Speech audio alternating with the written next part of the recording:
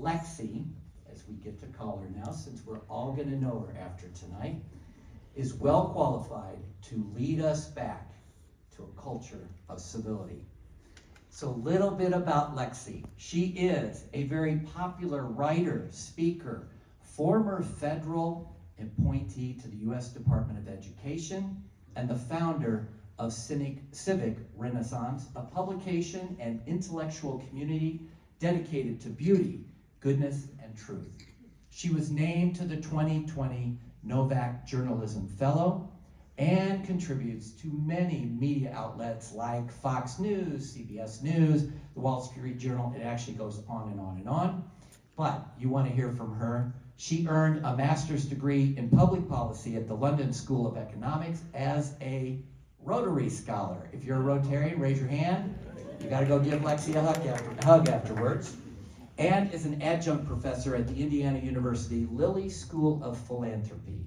Her first masterpiece, this great work, The Soul of Civility, it just came out in October, and it is already being heralded and acclaimed. And to see this group of people who are interested in this topic, it can only go up from here. I hope that you will give Lexie Hudson your warmest welcome.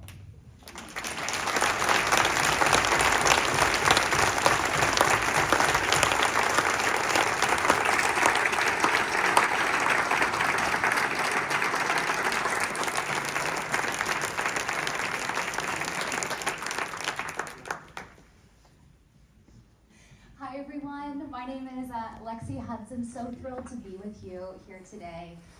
It's funny, Jeff. Civic Renaissance would be a totally different it'll be our alter ego, if not on our bad days, maybe our less hopeful days. But Civic Renaissance is my publication. Yes, so really thrilled to be here with you.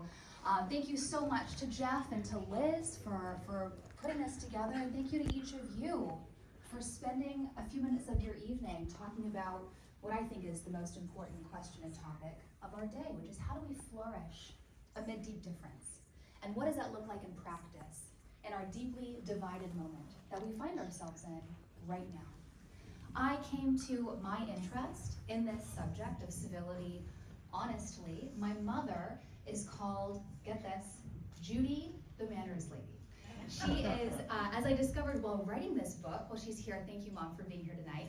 As I discovered while writing this book, my mother is one of actually 4 women who are internationally renowned experts on manners and etiquette, named Judy. There are 4 of them. My mother is just one of them.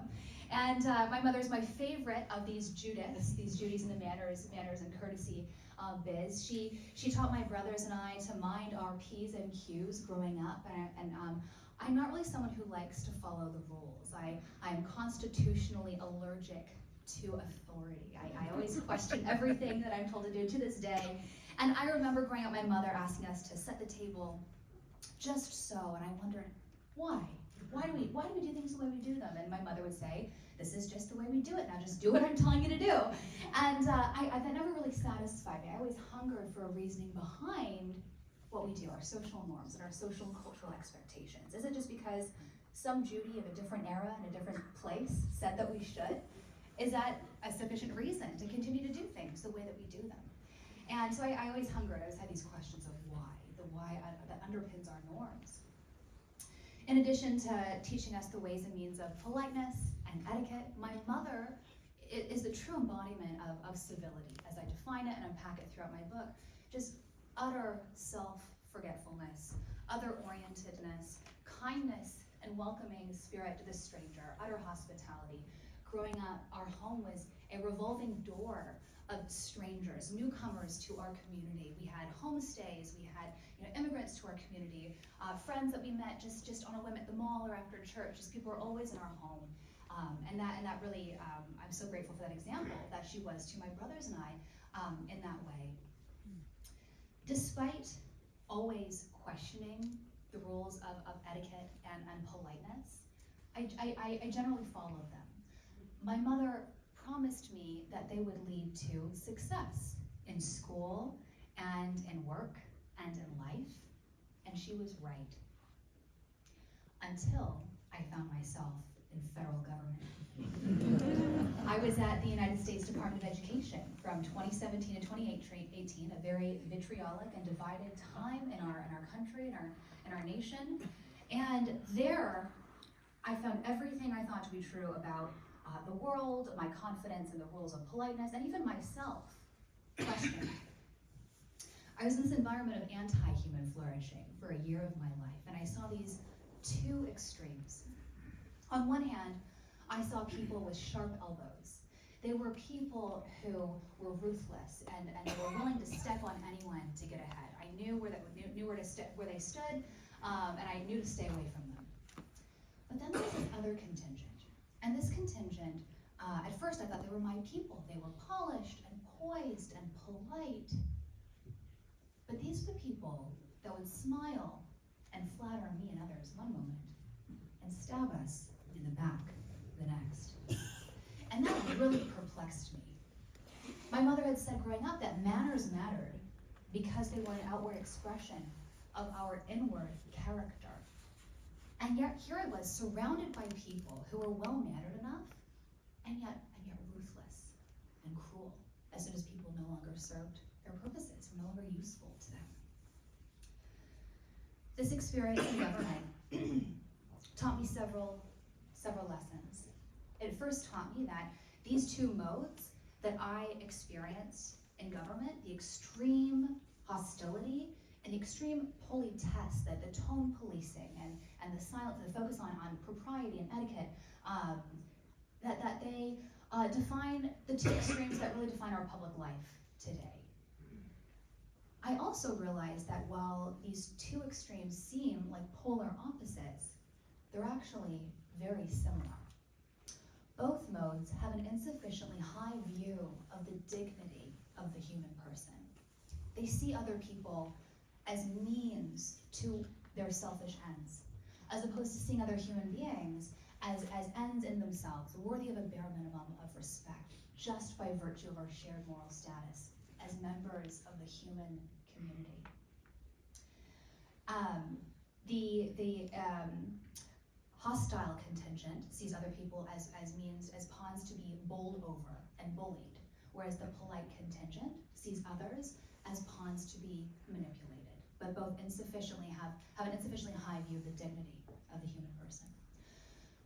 The last thing this experience taught me is that, as Jeff alluded to, there is an essential distinction between civility and politeness. Politeness, as this experience taught me, is manners, it's etiquette, it's technique, it's external, it's superficial, whereas civility is internal. It's a disposition of the heart. It's a way of seeing others as our moral equals who are worthy of a bare minimum of respect by virtue of our shared human dignity. And that crucially, sometimes actually respecting someone requires being impolite. It requires breaking the rules of propriety and etiquette, telling hard truths, engaging in robust debate. I love etymologies throughout my book, and it's just a way, as a mnemonic device as well, to help crystallize ideas and concepts. The etymology of these words, civility and politeness, supports this distinction. And again, today, people often conflate these ideas. They say they either long for more politeness and civility, or they think that politeness and civility are tools of the patriarchy and people in positions of power to silence the powerless. But both contingents miss, and they fail to sufficiently distinguish these ideas. But the etymology of these words supports this distinction. Politeness comes from the Latin word polire, which means to smooth or to polish, and that's what politeness does. It's external, it's superficial. Again, focusing on the external. Whereas civility comes from that Latin civitas, which is all things related to city, citizenship, and the citizen. And that's what civility is, the duties befitting a citizen in the city. So I learned about this problem in government. I hungered to be part of the solution. I fled government to write this book. And as I began writing, I realized that we're here gathered to talk about the most important question of our day, which is how do we flourish even when we deeply differ and disagree? And it feels feels like this is the most uncivil moment in maybe human history, but it's actually, as I discovered, this is a timeless problem. This is the defining question of democracy, of the classical liberal project. This is also the defining question of our species. As well, as long as we've been around, we've been trying to do this thing called life together across difference. And we've succeeded more or less at different stages of our eras of our history, but we're profoundly social as a species. We've become fully human in relationship with others, and yet morally and biologically, we are driven to meet our own needs before others, and those two facets of who we are, the self-love and the love of others, are in tension. This is a timeless human problem.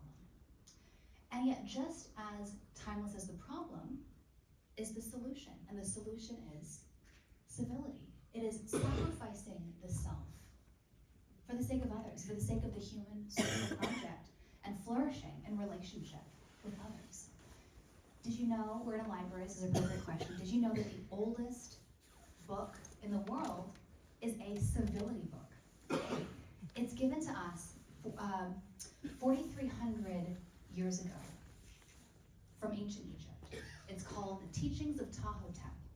And what's incredible is that in these 37 maxims from Ptahhotep, who was an Egyptian advisor, the advisor to the pharaoh, and who wrote these teachings after he had reached the pinnacle of worldly and temporal success, he withdrew from public life. Even though he was offered the chance to become pharaoh, he turned that down, withdrew from public life, and instead reflected on the stuff of the good life and the life well lived, and wrote these maxims down in hopes to distill his wisdom and give them to Pharaoh's son, hoping that he would become a wise and just ruler. And they ended up being consumed widely by Egyptian society and even across history and culture as well. For example, the ancient Greeks loved the ancient Egyptians, so it's very possible that they reached the ancient Greek culture, but they're remarkably timeless, these 38 maxims. For example, Ptahhotep says, do not be good to your friends just when you need something. Be good to your friends and your neighbors all the time, just because they're your friends and neighbors. Ptahhotep says, do not abuse a power differential. If you have authority over someone, don't abuse that. Be good and gentle and gracious to the vulnerable in society. Do not slander, Ptahhotep says. He says this in 4 or 5 different maxims. Do not speak ill of someone behind their back. And these could all just as well be in a Judith Martin, Miss Manders column in the Washington Post, which is just a wonderful, human nature doesn't change. This is the same problem, same question today as it was in a different time, in a different place long ago. And there's a lot of wisdom to be derived from this genre and other times and other places. So, timeless problem, timeless solution, what can we do? It's easy to look around us and feel hopeless. We don't see many of our public leaders modeling this. We don't feel this in our neighborhoods, in our schools. What can be done? We can do a lot more than we realize, and I learned this firsthand when I moved here to Indiana. I came home from work one day when I was in federal government and said to my husband, I am done with government, I am done with Washington, D.C., let's move to Indiana. I call myself a refugee from federal government. And my husband said to me, okay, sounds good, we'll move to Indiana. He's from here originally, and he said, no take-backs. And 5.5 years later, we're still here. One of my first friends, when I moved to Indiana 5.5 years ago, her name was Joanna Taft. She came up to me after church and she said, hi, I'm Joanna. Would you like to porch with us sometime? I had never heard the word porch used as a verb before, but I was curious and we didn't know many people in town, so we went to her home that afternoon. And what I saw astounded me. I realized that Joanna was staging a quiet revolution from her front porch. She had created a little oasis from our divided and atomized status quo. And she created a place where people across difference can feel seen and known and loved. She had invited people across geography in town, across race, across politics, across class, not to have any sort of structured conversation across difference, just to be. And remind us what we have in common fundamentally as citizens in this great country and as human beings, first and foremost. I had the privilege of traveling across the country as part of writing this book to speak to people like Joanna, who are taking the same approach. They're saying, I cannot control what is happening in Washington or across the world, but I can control myself. And I met with people who are choosing to make their communities and families stronger, better, and more beautiful from right where they are. With and without a front porch, I met people who hold office hours at coffee shops, who have regular supper clubs or dinner parties, who on their front stoop is just an open space, or on their front lawn even. It's not about the porch. The porch is a metaphor for the power we each have to create a more civil world by transforming the outsider to the inside, the stranger into the friend, just in how we live our lives. I'm really grateful that each of you are here tonight to talk about this important topic, and this is the beginning of what I hope to be an ongoing conversation about how Carmel can better embody these ideas of civility and dialogue across difference. And I'm thrilled and honored to have a small part to play in that. But we each have far more power than we realize to be part of the solution, and that each of us choosing to reclaim the soul of civility might empower us to change the world.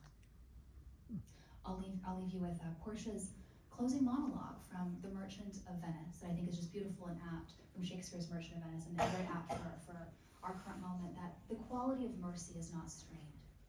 It droppeth like a gentle rain from heaven upon the earth beneath.